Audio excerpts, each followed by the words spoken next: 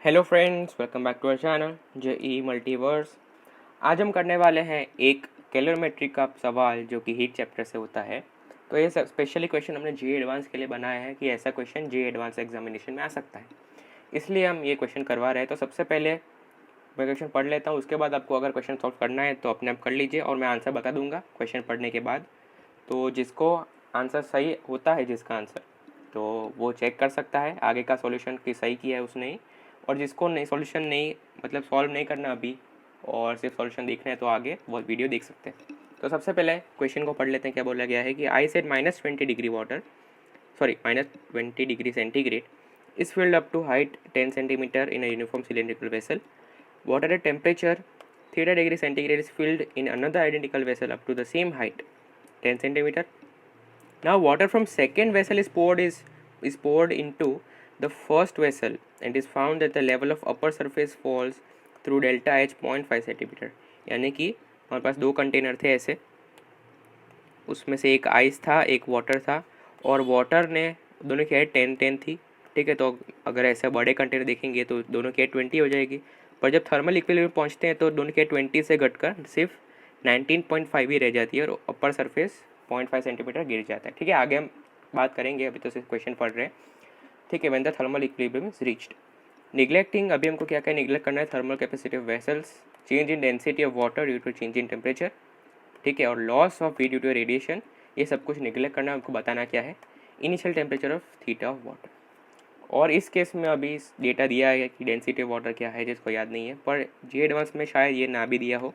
तो water density of water इतना है, डेंसिटी ऑफ 5.9 होता है ग्राम पर centimetre cube. Specific heat of water इतनी होती है 1 कैलोरी पर ग्राम पर centigrade. Specific heat of ice उससे आधी होती है, और लेटेंट हीट ऑफ आइस जो होती है वो 80 कैलोरी पर ग्राम होती है। तो जिसने कैलकुलेट कर लिया उसका आंसर आना चाहिए theta is equal to 45 degree centigrade. ठीक है, और नहीं आया तो आगे का वीडियो देख लीजिए। तो देखो, इसमें इनिशियल कंडीशन क्या है कि दोनों में 10 सेंटीमीटर का भरा हुआ था, आइस था 10 सेंटीमीटर -20 डिग्री पे, और वाटर था थीटा डिग्री सेंटीग्रेड पे, जिसका हमका थीटा पता नहीं है कौन से टेम्परेचर पर। और ये हम बोल सकते हैं कि थीटा जो होगा ग्रेटर देन 0 डिग्री सेंटीग्रेड होगा, ग्रेटर देन इक्वल टू होगा, बहुत तो इक्वल टू हो जाएगा, पर उससे तो 0 डिग्री से कम नहीं होगा क्योंकि फिर वो आइस बन जाएगा। Common sense.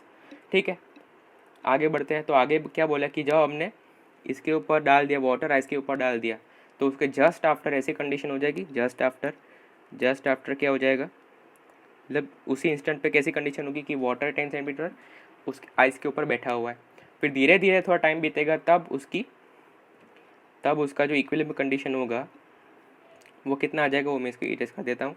तब उसका जो इक्विलिब्रियम कंडीशन आ जाएगा वो कुछ ऐसा आ जाएगा कि वाटर भी 0 डिग्री पे और आइस भी 0 डिग्री पे। ठीक है, वाटर भी 0 डिग्री पे और आइस भी 0 डिग्री पे। ऐसा क्यों बोला, क्योंकि अगर दोनों का टेम्परेचर कुछ भी अलग हो जाएगा तो फिर थर्मल इक्विलिब्रियम नहीं आ पाएगा। ठीक है, तो दोनों को 0 डिग्री पे होना ज़रूरी है, तभी थर्मल इक्विलिब्रियम आ पाएगा और तभी चेंज इन स्टेट फर्दर नहीं होगा। बाकी तो आइस पानी में एक दूसरे में कन्वर्ट होता रहेगा। ठीक है, और एक इम्पॉर्टेंट चीज़ मैंने क्या बोली थी कि जस्ट आफ्टर ऐसा होगा, बाद में क्या हो जाएगा, बाद में ओरिजिनल हाइट ये देख सकते हैं, इधर ओरिजिनल हाइट कितनी है दोस्तों, 20 सेंटीमीटर है, पर बाद में ओरिजिनल हाइट सिर्फ 19.5 सेंटीमीटर है। और इधर से मैं एक अंदाज़ा ज़रूर लगा सकता हूँ कि हमारा जो नेट वॉल्यूम जो है वो कम हो गया क्योंकि हाइट भी कम हो गई है। तो उसके वजह से क्या होना चाहिए कि नेट डेंसिटी जो होनी चाहिए वो बढ़नी चाहिए, और उसके कारण जो, और ऐसा क्यों होना चाहिए क्योंकि जो मास होता है वो कांस्टेंट होता है। जब हम कन्वर्जन ऑफ स्टेट्स में जाते हैं तो मास हमेशा कांस्टेंट होता है। ठीक है, तो जब वॉल्यूम नेट कम हो रहा है तो नेट डेंसिटी बढ़नी चाहिए, उसके लिए वाटर का लेवल जो होना चाहिए वो बढ़ना चाहिए। क्योंकि वाटर की डेंसिटी आइस से ज़्यादा होती है। तो जब वाटर ज़्यादा हो जाएगा तब जो ये कंडीशन थी 10 सेंटीमीटर, उससे ज़्यादा नेट डेंसिटी हो जाएगी इस मिक्सचर की। ठीक है, तो इससे हम अंदाज़ा लगा सकते हो कि वाटर ज़्यादा फॉर्म हो रहा होगा। और अगर अंदाज़ा नहीं लगाना है तो आप सिंपली मान लीजिए कि x मान लीजिए, x सेंटीमीटर है आइस, और ये मान लीजिए, सॉरी, और ये वाटर कितना हो जाएगा, फिर हो जाएगा वो 19.5 माइनस एक्स हो जाएगा। ठीक है, अगर आपको ऐसा नहीं पता है, नहीं चल रहा है, तो ऐसे ही मान लेते हैं कि एक्स और ये 19.5 माइनस एक्स। और मैंने वो इधर बोला है कि जब आइस से एक दूसरे से स्टेट में चेंज करते हैं तो मास सेम रहता है। अगर इसका मास मान लेते हैं 9 ग्राम है, उसकी डेंसिटी 0.9 ग्राम पर सेंटीमीटर क्यूब है, वॉल्यूम इसका ये है, तो मास ये होना चाहिए। जब वाटर में कन्वर्ट हो जाएगा तो मास उसका यही रहेगा, डेंसिटी बदल जाएगी और उसके कारण वॉल्यूम भी कम हो जाएगा। देखिए देखिए 1 से 0.9 हो गया। तो ये बेसिक चीज़ याद होनी चाहिए कि मास कभी भी चेंज नहीं होता, एक दूसरे में कन्वर्ट करते होते हैं। तो इसमें मैंने क्या बोला कि मास ऑफ आइस जो होगा वो मास ऑफ, इसमें total mass of ice plus mass of water हो जाएगा, और इसमें जो टोटल मास हो जाएगा वो हो जाएगा मास ऑफ आइस जो बाद में होगा प्लस एम डैश यानी कि बाद में जो मास ऑफ वाटर। और इसमें अगर मैं मास ऑफ आइस इंडिविजुअल कैलकुलेट करने जाऊँगा कि पहले आइस इतनी थी, बाद में पहले आइस इतनी थी, मान लेते हैं कि इतनी थी, इतनी 10 सेंटीमीटर की, बाद में अगर मान लेते हैं कम हो गई और कुछ पानी बच गया, ठीक है, और कुछ जो हो गया, कुछ पानी बच गया, तो उसका मास कंपेयर करना थोड़ा कठिन हो जाएगा। क्यों? क्योंकि अगर हमको पता भी नहीं कितना पानी फॉर्म हो रहा है उसकी वजह से, इसलिए मैं क्या कर रहा हूँ कि मैं दोनों का टोटल मास ही इक्वेट कर लेता हूँ, क्योंकि हमको मास ऑफ आइस फाइनल नहीं करना पड़े, क्योंकि उसमें हमें मास ऑफ वाटर भी इंक्लूड करना पड़ेगा जो आइस से फॉर्म हुआ है। ठीक है, तो मास ऑफ आइस इनिशियली कितना था, वॉल्यूम ऑफ आइस अगर इसका एरिया ये मान लेते हैं सबका, तो उसका वॉल्यूम 10 सेंटीमीटर क्यूब हो जाएगा, एरिया सेंटीमीटर स्क्वायर में है, तो रो ऑफ आइस कितना हो जाएगा 0.9 ग्राम पर सेंटीमीटर क्यूब, उसका कारण मल्टीप्लाई कर लेंगे तो मास ऑफ आइस ये आ जाएगा। सिमिलर केस में हम मास ऑफ वाटर भी कैलकुलेट कर सकते हैं, ये आ जाएगा। ठीक, इस केस में अगर हमको चाहिए तो इसका एरिया ए ही है, इसका एरिया ए ही है, तो मास ऑफ आइस कितना हो जाएगा फाइनली, ये वॉल्यूम इंटू डेंसिटी, सिंपल। बाद में भी अगर हमको चाहिए तो इसकी हाइट, वाटर की हाइट हो जाती है 19.5 माइनस एक्स, एरिया ए है, तो ये हो गया हमारा वॉल्यूम इंटू ये उसकी 1 डेंसिटी। ठीक है, तो उससे ये आ जाएगा। तो ये हमको सिर्फ याद रखना है कि फाइनल मास आइस ये है, फाइनल वाटर ये है। ठीक है, और मैंने क्यों बोला कि इंडिविजुअल कंपेयर नहीं कर सकते, बता देता हूँ और एक बार, जिसको पता नहीं चला। देखो ये आइस था -20 पे, तो उसके दो फॉर्मेशन हो रहे होंगे, एक तो आइस ही होगा 0 डिग्री पे, और एक वाटर भी हो रहा होगा 0 डिग्री पे, इसके कारण जो वाटर आया है, और दूसरा वाला वाटर था थीटा डिग्री पे, उसके कारण सिर्फ और सिर्फ वाटर 0 डिग्री पे आ चुका होगा। ठीक है, तो मैंने क्या बोला कि ये इसका मास इक्वेट करने की जगह ये इसका मास इक्वेट करने जाओगे तो थोड़ा कन्फ्यूजिंग लग सकता है, क्योंकि हमको ये नहीं पता कि ये कितना बना है। ठीक है, ये हमको नहीं पता ना ये कितना बना, इसकी हाइट तो हमें पता ही नहीं है, इसकी हाइट हमने x मानी है। ठीक है, और इन दोनों की हाइट मिला के हमने मानी है 19.5 माइनस एक्स, तो हमें इसका मास तो भाई पता नहीं चल पाएगा, और इसका मास तो हमें x के फॉर्म में निकालेंगे। तो अगर इसका मास इन दोनों से अगर मैं इक्वेट करने जाऊँगा तो मुझे कठिनाई होगी, इसलिए मैंने क्या बोला कि इस पूरे का ही मास इससे इक्वेट कर लो, ताकि कोई कन्फ्यूजन ना हो, ईजिली हो जाए। तो ये हमारे पास निकल के आ गए, इसको ये ऊपर की इरेज कर लेता हूँ ताकि आपको कोई ज़्यादा ना लगे। ठीक है, ये है एम डैश आई, ज़्यादा आपको कंजस्टेड ना लगे, इसलिए मैंने सिर्फ इतना ही लिख दिया। सिंपली वॉल्यूम इंटू डेंसिटी करना है एक्स के टर्म्स में। तो मैंने क्या बोला कि इधर कि ये mass of ice plus mass of water is equal to mass of final ice plus mass of final water. ठीक है, तो ये हम इक्वेट कर लेंगे, तो इधर से एक्स निकल के आ जाएगा 5 सेंटीमीटर। तो यानी कि ये जो आइस फॉर्म हो रहा है, बाद में आइस की हाइट सिर्फ कितनी बचेगी, 5 सेंटीमीटर आइस बचेगा, और वाटर बढ़ जाएगा, देखो 14.5 सेंटीमीटर हो गया। ठीक है, ये बात यहाँ जस्टिफाई होगी, मैंने स्टार्टिंग बोला था कि वाटर का लेवल बढ़ जाएगा, और ये बात इधर से जस्टिफाई भी हो रही है।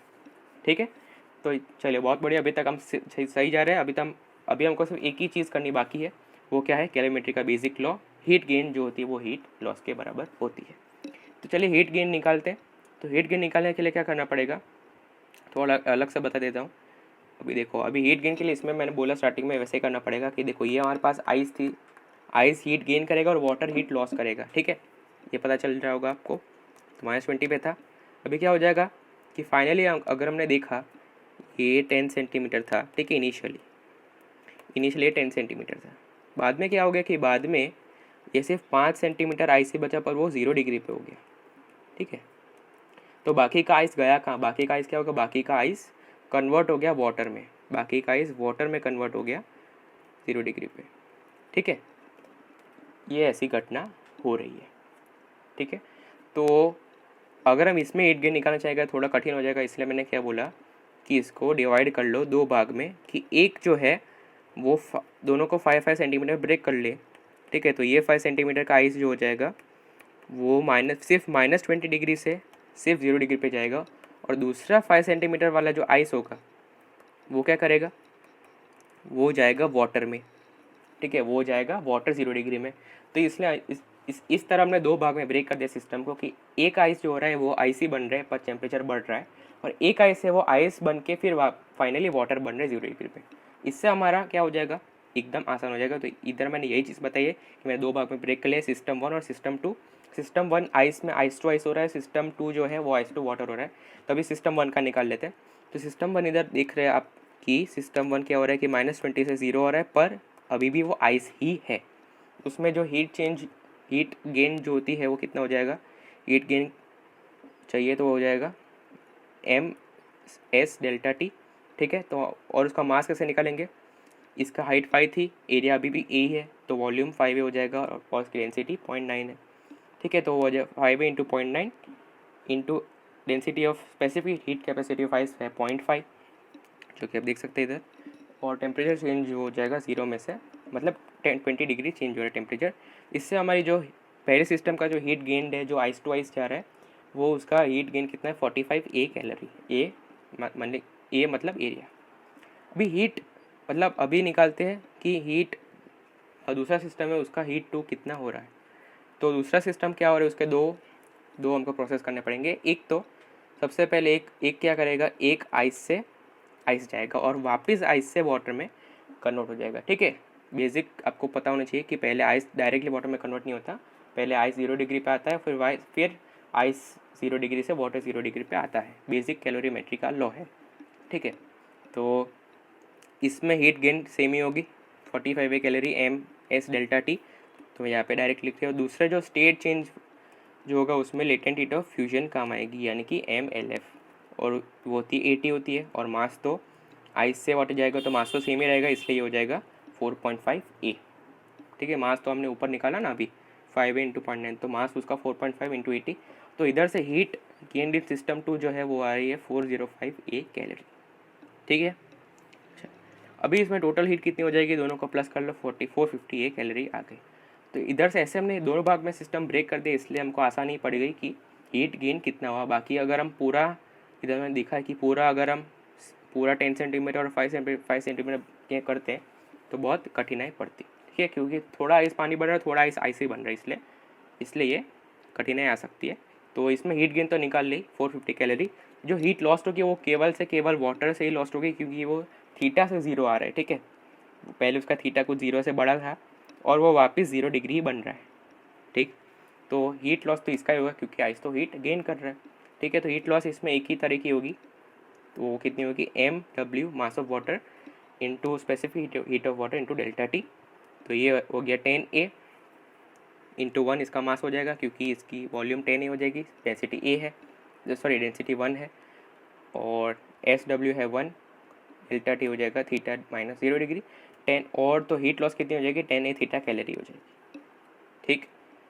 और हम लगाएंगे heat gain is equal to heat loss, तो theta is equal to 45 degree आ जाएगा, ठीक है। तो ये आपको अभी थोड़ा हार्ड लग सकता है, पर जिसने अपने आप सॉल्व किया उसको हार्ड नहीं लगा, क्योंकि उसको सारे बेसिक कंसेप्ट क्लियर है। पहले तो ये चीज़ करनी थी कि दोनों का मास हमेशा सेम रहता है, ये चीज़ आपको करनी थी। और बाद में दूसरी एक चीज़ करनी थी, ये चीज़ करनी थी। और इसमें थोड़ा आपको तकलीफ पड़ सकती है, हीट गेन कितना हो जाएगा। तो उसके लिए हमने दो पार्ट्स में सिस्टम ब्रेक कर लो, 1 और 2, ईजीली हो जाएगा। तो थीटा आ गया 45 डिग्री। तो अगर आपको ये पहले से बेसिक क्लियर है तो मैंने जब सॉल्व किया तो मेरे को पर्सनली उतना टाइम नहीं लगा था, क्योंकि मेरे को थोड़ा टाइम लग सकता है, ये थोड़ा टफ है सवाल, मैं माने नहीं कर रहा, पर थोड़ा 3-4 मिनट लग सकती है या 5 मिनट लग सकता है अगर आप सोचे तो, ठीक है। तो अगर आपको वीडियो पसंद आया हो तो लाइक कीजिए, शेयर कीजिए, सब्सक्राइब कीजिए। Meet you in the next video.